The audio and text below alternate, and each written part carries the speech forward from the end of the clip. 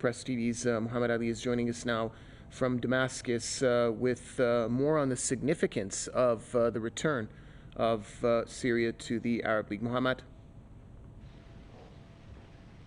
Yes, this is definitely a historic Arab League summit, since that Syria is participating for the first time in 12 years. Now, we've been listening to the words delivered by Arab leaders at the Arab League summit, currently ongoing up till this moment. Almost all of them welcomed in their speeches the return of Syria to the Arab League. The Syrian President Bashar al-Assad held a couple of meetings, separate bilateral meetings with his counterparts from Tunisia and also from the UAE, the Vice President of the UAE. Those were two meetings that the Syrian President held on the sidelines before the Arab League summit. The meeting in that room started. Of course, it's very important to note that Syrian President Bashar al-Assad shook hands with the Emir of Qatar, Sheikh Tamim bin Hamad Al Thani, and had a chat with him prior and before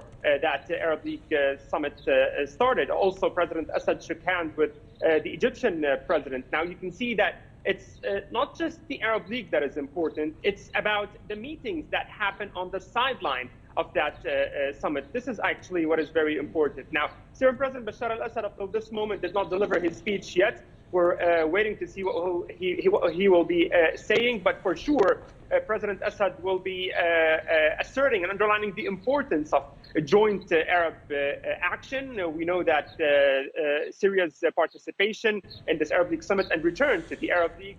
Okay, Muhammad, I'm going to jump in there. We're going live now to the Arab. Let's pick up where you left off. Also, if you may, walk us through some of the important comments that were made by the Syrian president.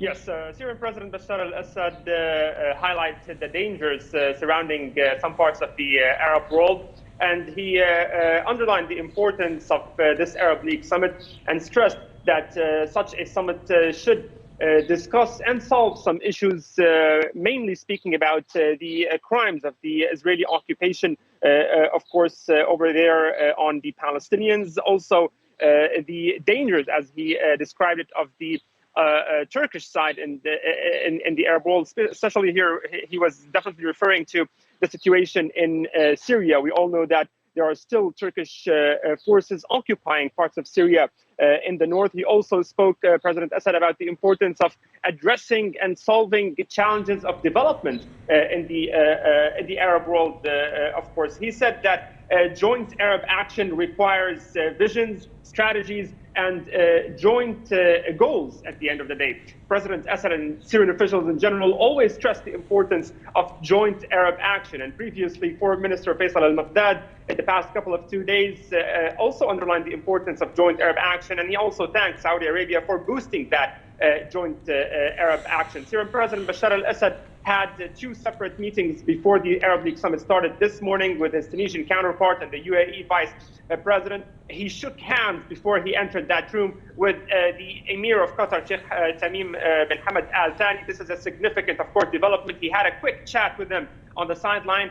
We all know that Qatar's position with regards to Syria, its policy, is still more of a negative one, though it did, at the end of the day, accept and welcome Syria's return to the Arab League. President Bashar al-Assad also shook hands with the Egyptian president. It's a very important visit for the Syrian president in order to meet all of those Arab leaders that many of them cut ties with Syria previously in the past decade. It seems that we're witnessing a serious Arab change of stance, shift of stance towards Syria. Saudi Arabia is leading a role and a phase, actually, that it titles Zero Crises. We have to wait and see what will happen, but it's definitely a very important Arab League summit in terms of discussing the crises in the region, the Palestinian cause, the Yemeni issue, issues in Sudan and in Syria, and definitely food and water security in the Arab world. Thank you, Muhammad. We also have journalist and political commentator Syed Mohsin Abbas, who's joining us from Islamabad. Mr. Abbas, it's great to have you with us. We can jump right in and give us your perspective about the significance of this Arab League summit. Syria is back after a 12-year absence. It's hugely significant just simply for the fact that the Arabs look like they might have a chance of beginning to unite in that region again. And all the talk of Arabism, the talk of joint action, the talk about not allowing foreign interventions in the region. I mean, this all really augurs well if it's genuine from the side of the likes of the Saudis and those who were formerly absolutely in the camp of the Anglo-Zionist empire. Of course, it's the Saudis and it's the United Arab Emirates and the Kuwaitis and indeed the Qataris who have been, amongst others, who have been inviting the American forces into the region. They've been trying to normalize relations with Israel, which is the fundamental foreign cancer in West Asia. They've also been doing their utmost to weaponize and fund those mercenary forces which have very extreme ideological stances religiously as well as politically. For instance, of course, ISIS and Al-Qaeda and Jabhat al-Nusra and all the sorts of myriad of terrorist forces that have been unleashed in that region. Now, the primary victim of those terrorist forces has really been either Syria or Iraq. They are the ones who've suffered the primary casualties, and that was funded obviously by the Americans. It was funded and supported certainly by the Israelis, and indeed one could argue that they were really the part and parcel of the Yinon plan, which the Israelis have been trying to launch and spread across the Arab world. Now, is it really a fact that the Saudis have woken up? Have they really accepted that their best interests lie in their regional friends and their neighbors, or are they still really just playing a double game? I think that there is a game change going on, primarily because of the actions of the Islamic Republic of Iran, which has helped Syria to stand up and stand tall. Also because of the Chinese and the Russians' Eurasian Axis and the Belt Road Initiative. These could be all realities which are finally allowing the Arabs to make these kinds of really firm affirmations of their own identity and their own strength in the region. It remains to be seen how sincere the Arabs are. Let's see how much money they're willing to put in, whether they're actually just doing this to rival the influence of the likes of Iran and perhaps even the Chinese and others, whether it's a game to actually bring Syria back into the fold and control it.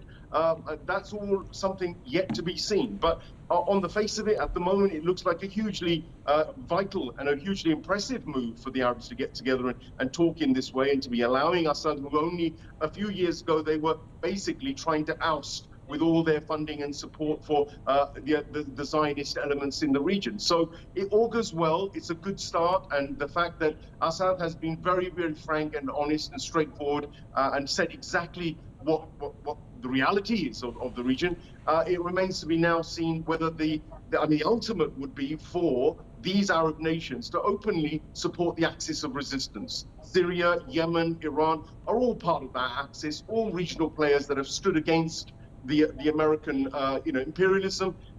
Are the Saudis now going to be part of that? One of the demonstrations they could do is by withdrawing from Yemen. The Saudis could certainly show their sincerity by letting that Arab nation free from their own tyranny. So we need to see far more action from the Arabs than just these words or this idea that Syria can be let back into the fold simply because these Arab nations may want a cut of the construction pie and such things. Mr. Abbas, let's look at this from a different perspective. Who benefited actually in the first place from Syria being ejected from the Arab League? A guest that we spoke to, an analyst that we spoke to earlier, said that it was the UK and the US mainly behind the suspension of Syria. So who was benefiting from it altogether? And opposite from that, who loses from Syria coming back to the Arab League in the manner that it has? Well, the losers would clearly be, the biggest loser would be Israel. They've invested huge amounts of money in basically trying to push this idea that the Arab world normalizes relations with Israel, and that in fact that it's the Israelis who will be accepted within that region. I mean, by them, of course, splitting Syria, by them creating the civil wars, by them sponsoring ISIS, etc., they were trying to create that divide within the Western Asian world, the Arab world, in order to be able to prosper themselves. So now, I mean, of course, they are the biggest losers if the Arabs are sincere, if these Arabs who were formerly totally in the pockets of the Anglo-Zionist Empire, if they're sincere, the biggest loser will be Israel, because Palestine, Palestinians are Arabs. So the primary issue for that region, of course, we all know, is the liberty and the liberation of Palestine and Palestinian people. Will the Saudis support the Palestinians full scale as well? Another question. That's another follow-up from the Yemen issue. So the Palestinians could be the biggest winners if these Arabs actually do get serious, join the resistance axis, get a backbone, build their scientific and technological capabilities, become sovereign nations, independent of becoming the puppets that they have been of the Zionist Western Empire, and if they actually cooperate and collaborate with the real friends in the region who want the prosperity of the Arab world, and if they're playing a double game, of course, and if they double cross the Syrians again, which they did before, if they double cross the resistance axis, then of course the winners could well be, again, Israel. So it really is down to the Arab people, it's down to their leaders to make decisions which will actually allow the Arab people and the people of West Asia to be winners, rather than the Anglo-Zionist Empire, whose primary purpose has been to essentially geopolitically control the region, to rape the region of its resources, and to drive division, disunity, and create conflict, terror, and death, and regression of everything that would allow progress to happen. This is a choice for the Arab people to make now, and by bringing Syria back into the fold, it's a first very good step towards that. Let's see what happens in the future and see who really will be the winner from all this. And also, how will a stronger Syria, which is increasingly now seeing it's expanding its ties, restoring its ties once again with countries in the region, how will this affect the U.S.'s presence in the region, and how will this also affect the U.S.'s main ally in the region, the Israeli regime? Well, I think if the Arabs genuinely listen, and I think, look, let's be really frank about this, the Syrians have policies which have been friendly to the Islamic Republic of Iran. The Arab world itself, scientifically, militarily, technologically, is incapable of standing up against the American interests or the Zionist interests. The Zionists, for instance, have the largest control over, if you like, the online technology, if you like. They're building technological centers. They've got their hands in the pies of every large big tech outfit around the world. They have surveillance and security technology which goes beyond any of these Arab nations. Without the support of the Islamic Republic of Iran, which is, I would argue, a major player in West Asia, always has been, always will be, and which has been the main architect of sovereignty of nations in that region so far, without their support, I mean, Syria certainly wouldn't be standing where it is today. Without the support of Hezbollah, we can't forget the lives and the martyrs and those who have sacrificed themselves, both within the Syrian army and within all of the resistance, to allow this meeting to take place. This meeting with Assad at this table would never have happened unless the resistance axis had supported it. So the first thing really is that it's the resistance axis that needs to be recognized as a scientifically, technologically, and militarily very, very relevant factor in keeping the autonomy and the sovereignty of the Arab world. And certainly the liberation of Palestine today can't happen without that support either. Now, will that happen? This is something which the US will work against. The US isn't going to take this all lying down. They will probably unleash all sorts of terror. That is if the Arabs are genuine about this. If this is not some sort of game that the US has told the Saudis and their erstwhile puppets to play, whether this is a sort of a backdoor policy by the soft power element within America and Israel to be able to come in, get inside Syria and to control it and take control of it that way because they couldn't take control of it militarily, that remains to be seen. But we know that the resistance axis is extremely good and is extremely sincere in its kind of policies, in its peacemaking policies, as much as it has been in terms of its military resistance. What now remains to be seen is whose soft power will be victorious in that region and who will actually ultimately act as the protector of independence and sovereignty of Arab nations in that region. Anglo-Zionist empire never will, and if the puppets who perpetrated the death and the murder with their finances of the likes of ISIS and all the insurrectionist groups in Syria, if they turn back and go back to those policies that have created the millions of deaths, the tens of millions of deaths in that region, then we could go back to seeing the bad days at their height, with the kind of displacement of Arabs around the world, with the disease, the hunger, the wars, and the death. If we find that the sincerity is there, I think Assad is exploring this. This is all realpolitik being played out. He's giving them a chance. They can come in and have some of the contracts to reconstruct Syria. They can come in and have a brotherhood with their Arab neighbors. But if they renege on any of these deals, don't be misled by the possibility that Assad may well turn back on them as well, because he, of course, was the one they were trying to get out. So the Americans are losing at the moment on the face of it, but that needs to be translated on the ground, on policies, before we can really say, okay, this is quite a celebratory Arab gathering. At the moment, this is all jostling for a new political soft power gains within Syria, as far as I can see. Once we see the Arab world match its words with actions on the ground, then we can say that, yes, the Arab people or the West Asian region has won. Until then, one can't take anything for granted. Thanks a lot. Journalist and political commentator Syed Mohsin Abbas joining us from Islamabad. Also thanks to our correspondent Muhammad Ali, who was joining us earlier from the Syrian capital, Damascus.